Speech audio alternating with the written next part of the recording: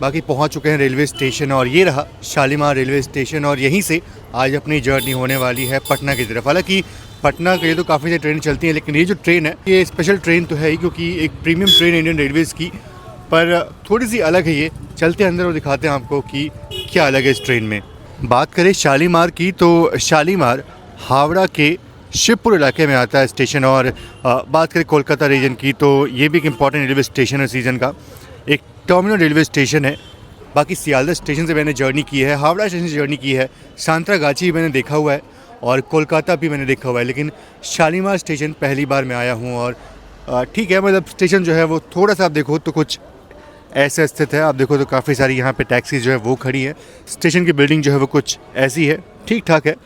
यहाँ पे हावड़ा के मुकाबले रश जो है वो तो कमी है। बाकी चलते हैं अंदर और देखते हैं कि अंदर से ये रेलवे स्टेशन कैसा है। देखिए अपनी जो दुरंतो है वो प्लेटफॉर्म नंबर 1 से जाने वाली है, तो ये अच्छा लगा।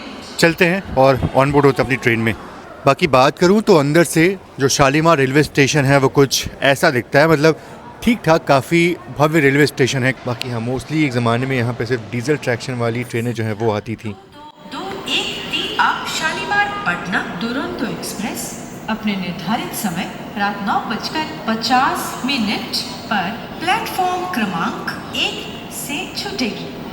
बाकी ये ट्रेन करीब 536 किलोमीटर की जर्नी को 8.5 घंटा में पूरा करती है। तो अगर देखा जाए तो average speed around 64 kilometre per hour की रहती है।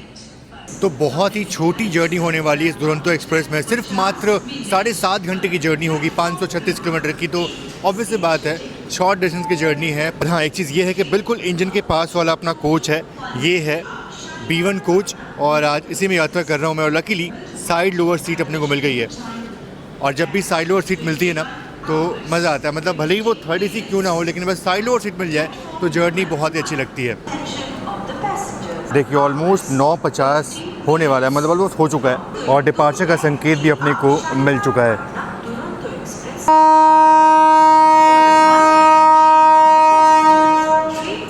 बाकी देखिए बिल्कुल 9:50 पे अपना डिपार्चर हो चुका है शालीमार रेलवे स्टेशन से। बाकी डिपार्चर हो चुका है अपना शालीमार रेलवे स्टेशन से। और बात करूँ उस रेलवे स्टेशन की तो अराउंड 121 साल पुराना रेलवे स्टेशन है। 1905 में पहली बार इसको खोला गया था।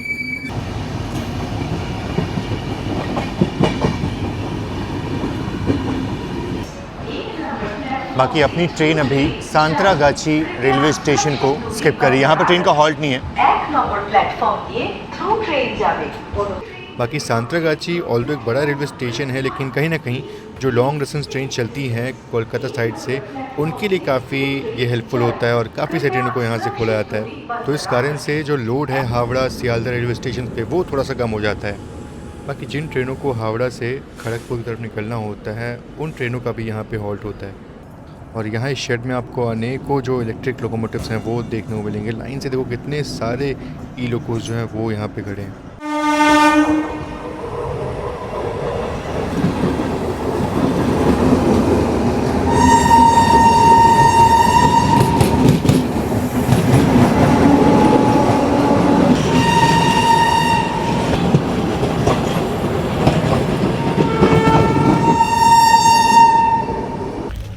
बाकी देखिए अपने को मिली है साइड लोअर, मतलब साइड लोअर मिली है थर्ड AC में, इसलिए मैं इसमें बैठ रहा हूँ। अदरवाइज शायद मैं टिकट जो है वो कैंसिल कर देता।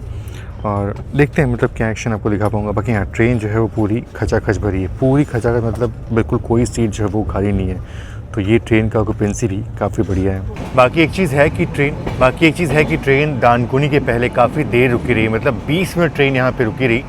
और अभी हमारी ट्रेन दानकुनी जंक्शन को स्किप करने वाली, बहुत ही स्लो रफ्तार में। आगे जो दार्जिलिंग मेल है वो चल रही है, तो शायद उसके कारण से अपनी ट्रेन जो है वो स्लो चल रही है।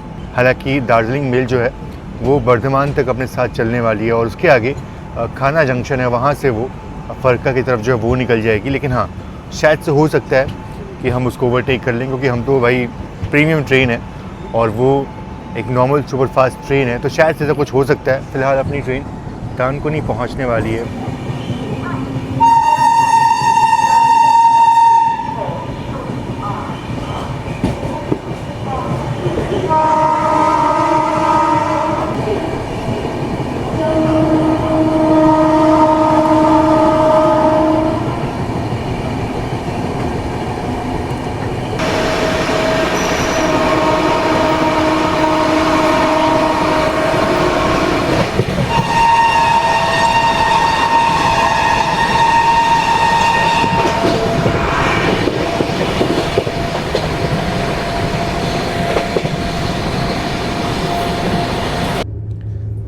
ट्रेन ओवरनाइट चलती है तो बहुत लोग तो ट्रेन में घुसते ही सो जाते हैं, और अभी देखो बिल्कुल ऐसा लग रहा है कि ट्रेन में ऑलमोस्ट सभी लोग जो सो चुके हैं।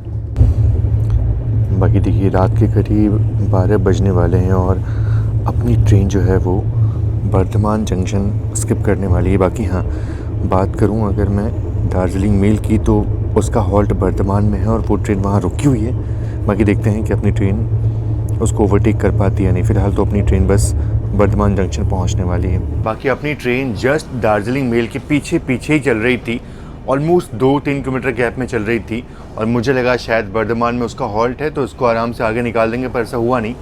उसका डिपार्चर जो है वो हो चुका है और हमारी ट्रेन भी बिल्कुल स्लो रफ्तार में बर्धमान जंक्शन को स्किप करने वाली है। बहुत ही स्लो चल रही ट्रेन अपनी। हालांकि दुरंतो एक्सप्रेस एक प्रीमियम ट्रेन है, लेकिन दार्जिलिंग मेल को ओवरटेक करने का जो यहाँ पे बन रहा था वो जो है वो नहीं हो पाया, क्योंकि ठीक है उसकी अपनी अलग प्रायोरिटी है और यहाँ पे कंट्रोलिंग जो है वो कुछ ऐसी ही होती है। बाकी चलो बर्धमान जंक्शन स्किप होने वाला है, उसका स्किप जो है वो देख लेते हैं।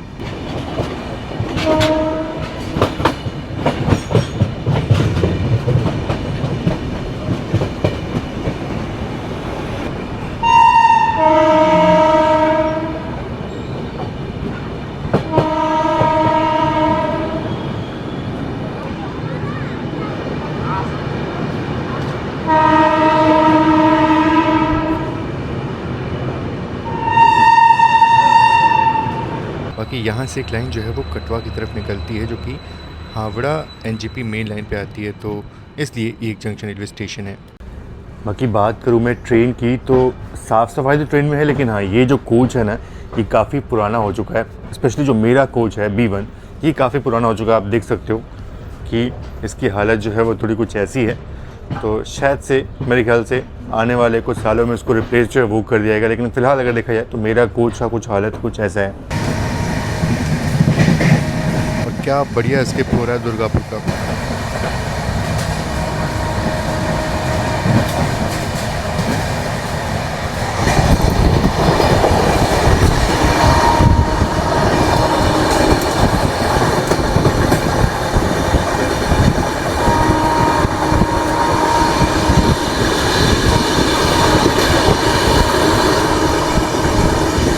वैसे रात के 1:05 का वक्त हो रहा है और अपनी ट्रेन आसनसोल जंक्शन पहुंचने वाली है। वैसे ट्रेन में ऑलमोस्ट सभी लोग जो हैं वो तो सो चुके हैं। तो करीब 204 किलोमीटर के बाद ये पहला हॉल्ट आया हमारी ट्रेन का। हालांकि ट्रेन हमारी लेट चल रही है, इसलिए 3.5 घंटे वक्त जो है वो लगा थी यहाँ पहुँचने में। बाकी आसनसोल से सीधा रास्ता जो है वो सीतारामपुर तक निकलती है, जहाँ से मधुपुर और धनबाद की लाइन जो है वो अलग हो जाती है, और एक लाइन यहाँ से जॉयचंडी पहाड़ की तरफ जो है वो निकली हुई है दामोदर जंक्शन होते हुए।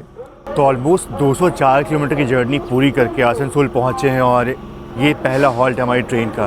तो हॉल्ट बहुत कम है, इसके बाद सीधा ट्रेन जस्टिडी जो है वो रुकने वाली है और उसके बाद सीधा पटना हॉल्ट है। तो सिर्फ 2 हॉल्ट मिलते हैं इस ट्रेन को इस 536 किलोमीटर की जर्नी में। हालाँकि ये कोई बहुत बड़ी बात नहीं है, लेकिन अगर देखा जाए तो बहुत से जो प्रीमियम ट्रेन्स होती हैं उनके भी इतने हॉल्ट जो है वो आपको देखने को मिल जाते हैं। बाकी बात करूँ मैं आसनसोल की, तो ये जो शहर है ना बहुत बड़े कोल बेल्ट के बीच में आता है, और आपको रानीगंज के बारे में तो पता ही होगा, बहुत बड़ा कोल बेल्ट है, उसी रीजन में आता है वो भी। और एक हादसा वहाँ पे हुआ था, तो उस पर पिक्चर भी शायद बनी थी मेरे ख्याल से, अक्षय कुमार की कोई पिक्चर थी वो बनी थी। तो बिल्कुल बहुत इंपॉर्टेंट जगह है ये भी। और साथ ही साथ आसनसोल ईस्टर्न रेलवे का एक बहुत महत्वपूर्ण डिवीज़न भी है। और एक और चीज़ ये है कि यहाँ से करीब 20-22 किलोमीटर की दूरी पे चितरंजन लोकोमोटिव वर्क्स है। और बिल्कुल चितरंजन लोकोमोटिव वर्क्स की जब भी बात होती है तो हमारे इतिहास के बारे में बात होती है। मतलब इंडियन रेलवेज़ की नींव रखने में बहुत बड़ा हाथ रहा है चितरंजन लोकोमोटिव का, और यहाँ पे अपना डिपार्चर का संकेत जो है वो हो चुका है। बाकी आसनसोल से अपना डिपार्चर जो है वो तो हो गया, और अब इसके बाद अपनी ट्रेन का सीधा हॉल्ट जो है वो जस्टिडी होने वाला है। इस बीच हमारी ट्रेन जो है वो कुछ छोटे बड़े स्टेशन स्किप करने वाली, जिनमें मधुपुर जो है वो एक इम्पॉर्टेंट रेलवे स्टेशन है। बाकी देखिए रात के करीब 2:05 का वक्त हो रहा है और अपनी ट्रेन जो है वो लगातार 130 की रफ्तार में चल रही है, और अभी हम मधुपुर जंक्शन को स्किप करने वाले हैं।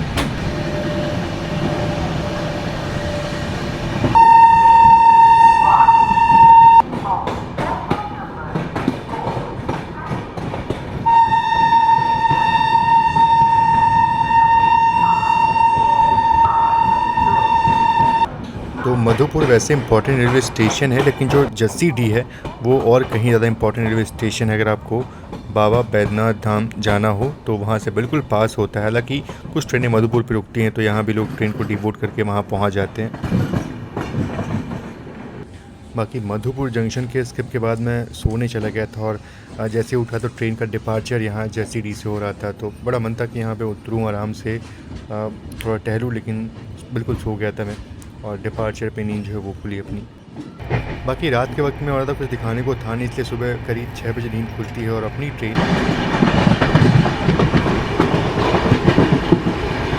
बस कुछ ही देर में पटना साहिब पहुँचने वाली है।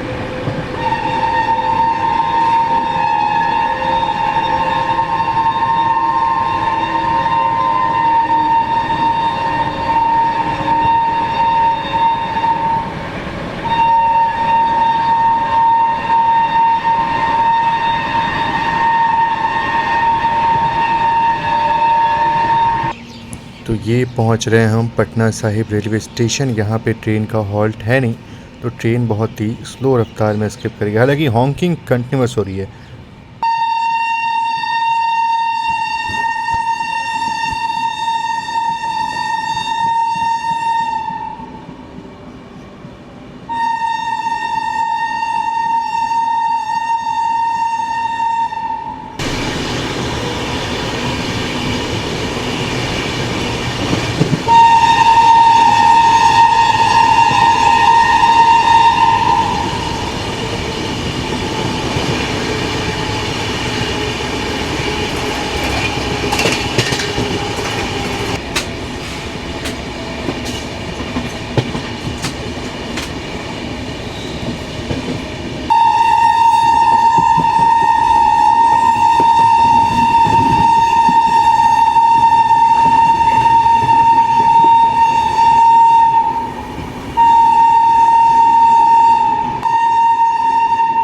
क्या हॉकिंग हो रही है, मतलब लगातार कंटिन्यूस हॉकिंग हो रही है। और ये अपना पहला कोच है इसलिए ना और ज़्यादा तेज़ जो है वो सुनाई दे रही है।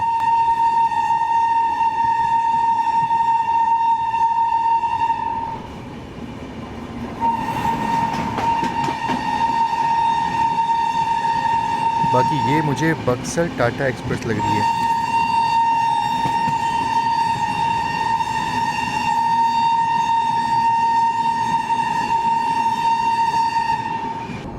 बाकी चलिए फाइनली अपना अराइवल हो रहा है पटना रेलवे स्टेशन पे।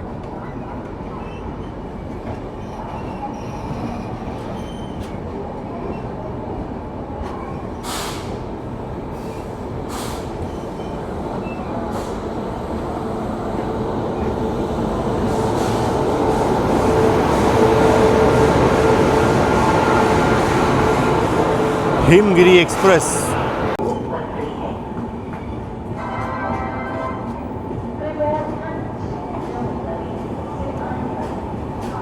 चलिए फाइनली अपनी जर्नी यहाँ पे होती है ख़त्म और ट्रेन ना यहाँ पे 2 मिनट बिफोर टाइम, नहीं 2 मिनट बिफोर टाइम नहीं बल्कि ट्रेन यहाँ पे 2 मिनट लेट पहुँची है। और मज़े की बात ये है ना कि ट्रेन दानकुनी के पहले रुकी थी, काफ़ी देर रुकी थी, करीब 50 मिनट ट्रेन वहाँ पर लेट हो गई थी, लेकिन फिर भी इस ट्रेन को स्लैग इतना मिला हुआ है कि आराम से ट्रेन जो है वो कवर अप कर ली और सिर्फ 2 मिनट लेट यहाँ पहुँची है। और बाकी बात करूँ खाने पीने की तो कुछ बात करने लायक है नहीं, क्योंकि इस दुरंतों में कुछ खाना पीना जो मिलता नहीं है, आपको केटरिंग चार्जेस जो है वो ही लगते हैं। बाकी बिल्कुल एक छोटा सा व्लॉग था, बहुत ज़्यादा कुछ दिखा नहीं पाया आपको, बट जस्ट एक रॉ एक्सपीरियंस है इस ट्रेन का। कोशिश की जसीडी में जगने की, पर एन मौके पे वहाँ पे नींद जो है वो लग गई और देखा तो ट्रेन का वहाँ से डिपार्चर हो रहा था। बाकी मेरा जो एक्सपीरियंस था वो ठीक ठाक था, ट्रेन पंक्चुअल तो है ही स्लैग के कारण से। बाकी चलिए मिलते हैं आपसे एक नेक्स्ट व्लॉग में, तब तक के लिए आप सभी का बहुत बहुत धन्यवाद। जय Hind and God bless you all. बाकी सच बोलूं तो मैं इस व्लॉग में इस हिस्से को डालने वाला बिल्कुल नहीं था, अपना व्लॉग वहीं पे ख़त्म करने वाला था, लेकिन क्या बोलूं मैंने टिकट की थी अपनी अर्चना एक्सप्रेस में पटना से लेकर के बनारस तक की। सोचा आराम से रेस्ट करते हुए जाऊंगा, थर्ड एसी में टिकट मैंने डाल दी थी, लेकिन आप देखो यार खुद अपनी सीट पे, मतलब मैंने सीट बुक की थी अपनी जो यहाँ 24 नंबर, एक मिनट, 24 और 32 हो गया। अरे भैया, तो मैं जितनी बार भी इस रूट पे आता हूँ कुछ ऐसा ही हाल जो है वो देखने को मिलता है। आप एसी में टिकट करते हो लेकिन फिर भी कुछ ऐसे आपको सफ़र जो है वो करना पड़ता है। पता नहीं कब ये चीज़ जो है वो सही होगी इस रूट पे। सकनाई सब ये सब रही आता है अब फिर